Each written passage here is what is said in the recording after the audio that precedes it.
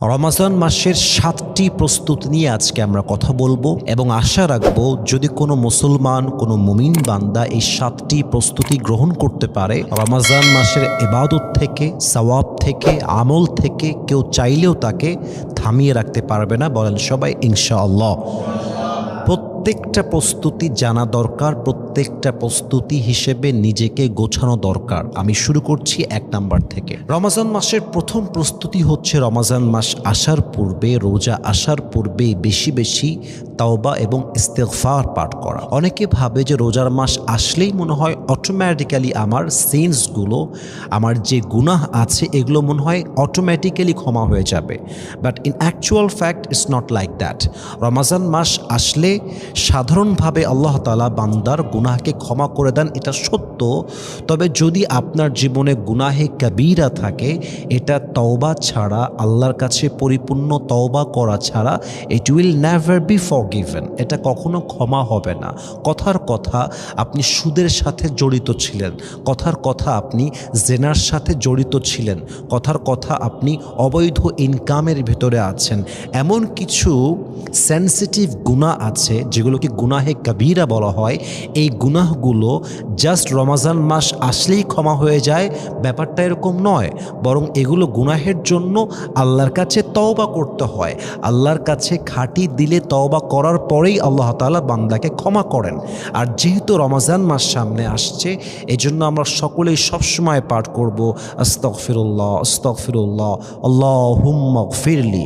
এই ইস্তেগফার আমরা বেশি বেশি পাঠ করব। হতে পারে আমাদের ইস্তেগফারের মাধ্যমে, তওবার মাধ্যমে, রোজার মাধ্যমে রমাজান মাসের ওয়াসিলা করে আমাদের গুনাহকে ক্ষমা করতে পারে একজন। বলেন সবাই তিনি কে?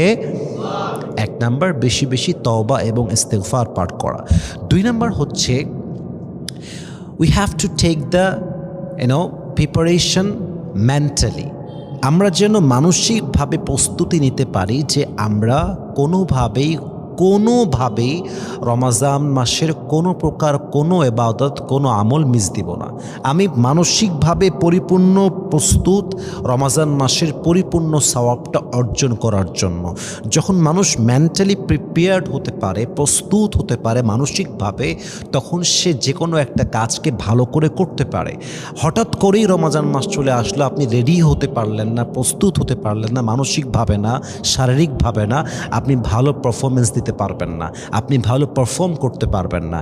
এই জন্য রমাজান মাসের আগেই আপনাকে মেন্টালি প্রিপারেশন নিতে হবে যে ইয়েস, সামনে রমাজান আসছে, it's coming, it's on the direction, এবং আমি প্রস্তুত আছি রমাজান মাসের পুরো রেওয়ার্ডটাকে আমি অ্যাচিভ করে ছাড়বো। বলেন সবাই ইনশাআল্লাহ।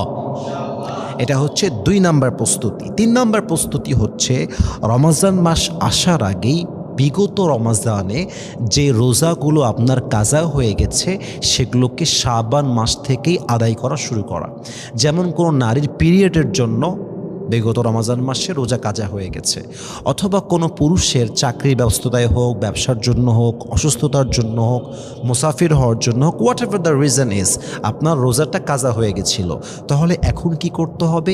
২০২৬ সালের যে রোজাটা আপনি পাচ্ছেন, এই রোজাটা আসার আগেই শাবান মাসে যত রোজা বিগত সময়ে কাজা হয়েছে, এই সময়ে কাজাগুলো তুলতে হবে। রাজি আছেন তো সবাই ইনশাআল্লাহ? এটা খুবই খুবই গুরুত্বপূর্ণ। এবার আসুন আমরা let's talk about the 4th preparation of Ramadan. আমরা ৪ নাম্বার প্রস্তুতিকে যাচ্ছি এই মুহূর্তে, এবং এই ৪ নাম্বার প্রিপারেশনটা very important. So listen to me with such a rapt attention, almost like a চাতক পাখির মতো চেয়ে প্রত্যেকটা পয়েন্ট বোঝার ট্রাই করবেন এই মুহূর্তে। রমাজান মাস আসার আগে সবচেয়ে বড় প্রস্তুতি হচ্ছে নিজের অন্তরকে শিরক এবং হিংসামুক্ত করা। যে বান্দা শিরকের গুনাহে মগ্ন থাকে, যে বান্দা হিংসার মতো গুনাহে মগ্ন থাকে, তার রোজার সওয়াব হবে না। এবং রমাজান মাসে আল্লাহ সবাইকে মাফ করলেও 2 জন ব্যক্তিকে মাফ করেন না। ১ নাম্বার হচ্ছে মুশরিক, আও মুশাহেন, যে বান্দার হৃদয়ে শিরিক আছে অথবা যে বান্দার হৃদয়ে হিংসা আছে, এদের কাউকে রমজান মাসে আল্লাহ তাআলা ক্ষমা করেন না। এই জন্য রমজান মাস আসার পূর্বে আমাদের অন্তরকে আমরা শিরিক মুক্ত করব, আমাদের অন্তরকে আমরা হিংসা মুক্ত করব। পরিপূর্ণ পবিত্র অন্তর দিয়ে রোজার মাসের প্রথম রোজাটা আমরা সাহরির মাধ্যমে শুরু করব। বলেন সবাই ইনশাআল্লাহ। So this is the biggest preparation.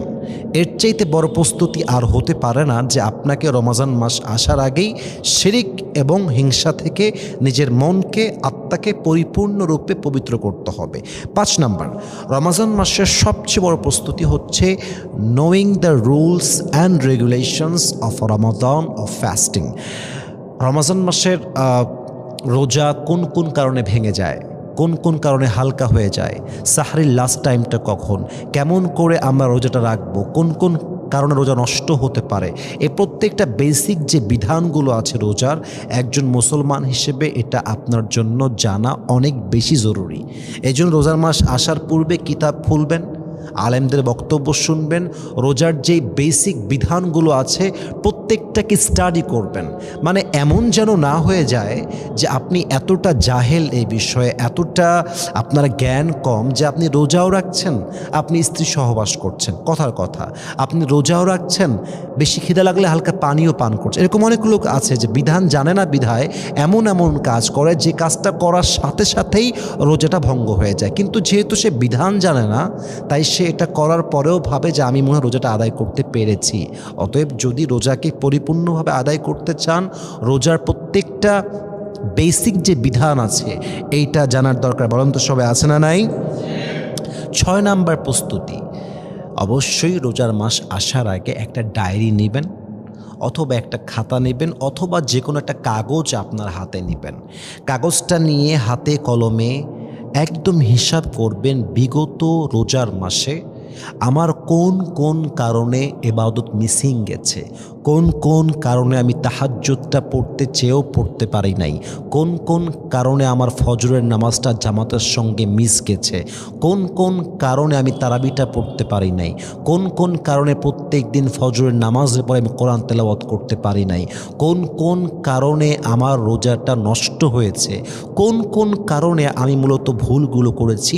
প্রত্যেকটা কারণকে আপনার কাগজে লিখতে হবে যে এই মিস্টেকের জন্য আমি আমলটা করতে পারি নাই, এবং যখন ডিফাইন করে ফেলবেন যে এই ছিল সেই মিস্টেক, সাথে সাথে নিয়ত করবেন আপকামিং যে রোজা আসছে, যে রমজান মাস আসছে, এই মাসে এমন কোনো ভুল করব না যে ভুলের জন্য আমার তারাবিহটা মিস হয়ে যায়, এমন কোনো ভুল করব না যে ভুলের জন্য আমার তাহাজ্জুদটা মিস হয়ে যায়, এমন কোনো ভুল করব না যে ভুলের জন্য আমার কোরআন তেলাওয়াতটা মিস হয়ে যায়, এমন কোনো ভুল করব না যে ভুলের জন্য আমার স্ত্রী সহবাস হয়ে যায়, এমন কোনো ভুল করব না যে ভুলের জন্য আমার রোজাটা নষ্ট হয়ে যায়, রোজাটা হালকা হয়ে যায়, আমলটা নষ্ট হয়ে যায়, সওয়াবটা নষ্ট হয়ে যায়।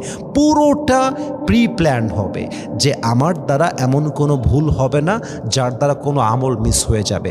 যখন আপনি ডিফাইন করতে পারবেন, আইডেন্টিফাই করতে পারবেন, দেখবেন আপনার রোজার প্রত্যেকটা দিন হবে বেস্ট, প্রত্যেকটা দিন হবে এফেক্টিভ, প্রত্যেকটা দিন আপনার আমল দিয়ে ভরপুর হবে। বলেন সবাই আওয়াজ দিয়ে ইনশাআল্লাহ।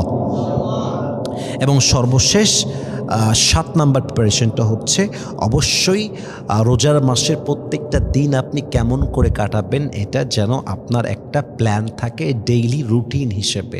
ফজরের পরে কি করবেন, জোহরের পরে কি করবেন, আসরের পরে কি করবেন, ইফতারের পরে কি করবেন, তারাবির নামাজ পড়ে এসে কি করবেন, কখন ঘুমাবেন, কখন কোরআন তেলাওয়াত করবেন, কখন অফিসের কাজ করবেন, কখন ব্যবসার কাজ করবেন। পুরোটা 24/7 আপনার একটা কি থাকতে হবে, ডেইলি রুটিন থাকতে হবে যে এটা হচ্ছে আমার ডেইলি রুটিন। এবং এই ডিসিপ্লিন মেনটেন করতে পারলে আমার বিশ্বাস, এটা আমার ব্যক্তিগত মতামত, রোজার 1 তারিখ থেকে নিয়ে ঈদের দিনের আগ পর্যন্ত আপনি এতটা সুন্দর রোজা কাটাবেন যেটা আপনি কখনো কল্পনাই করতে পারেন নাই। আপনার কাগজে কলমে ডেইলি রুটিন লেখা থাকতে হবে যে আমার সময়টা এখন এটা করার, আমার জোরের পরে এইটা করতে হবে, আসরের পরে এইটা করতে হবে। যখন পুরোটা প্ল্যান থাকবে আপনার কাছে ডেইলি রুটিন হিসেবে, দেখবেন আপনার প্রত্যেকটা রোজা মিনিংফুল হবে। প্রত্যেকটা রোজা আপনি ইবাদত করতে পারবেন, আপনি আমল করতে পারবেন। এজন্য আমি যে আমলগুলো শেয়ার করলাম, আমি জাস্ট ছোট্ট করে আরেকবার বলে দিচ্ছি সবাইকে। রোজার আগে তওবা ইস্তেগফার পাঠ করা, মেন্টালি প্রিপারেশন নেওয়া, রোজার আগে কাজা যে রোজাগুলো আছে সেগুলোকে পরিপূর্ণরূপে আবার আদায় করে নেওয়া শাবান মাসে। 4 নাম্বার বলেছিলাম হিংসা এবং শিরক থেকে মুক্ত হওয়া। আর একটা বলেছিলাম রোজার মাসের আগে পরিপূর্ণরূপে যে সমস্ত কাজগুলো আগের বার মিস হয়ে গেছে এগুলোকে আইডেন্টিফাই করা, পাশাপাশি ডেইলি রুটিন করা। এই যে বেসিক কয়েকটা নিয়ম বলেছি, প্রিপারেশন বলেছি, যে রমজান মাসের বিধানগুলো জানতে পারা, যে কোন কোন কারণে রোজা নষ্ট হয়ে যায়, এই মোটামুটি 7টা প্রিপারেশন যদি আপনি নিতে পারেন, ইনশাআল্লাহ আপনার রোজাটা মিনিংফুল হবে। আপনি অনেক আমল করতে পারবেন, অনেক ইবাদত করতে পারবেন, এবং আমি আশা রাখি রোজার মাসের প্রত্যেক দিনের রেওয়ার্ডটা, সওয়াবটা আপনি অ্যাচিভ করতে পারবেন। আমি দোয়া করি সবার জন্য এবং আমার জন্য, আল্লাহ যেন আমাদের সবাইকে এই রমজান মাসে পরিপূর্ণ ইবাদত করার তৌফিক দান করে, আমাদেরকে সওয়াব অর্জন করার তৌফিক দান করে। আমিন। ওয়া আখির দাওয়ানা আলহামদুলিল্লাহি রাব্বিল আলামিন।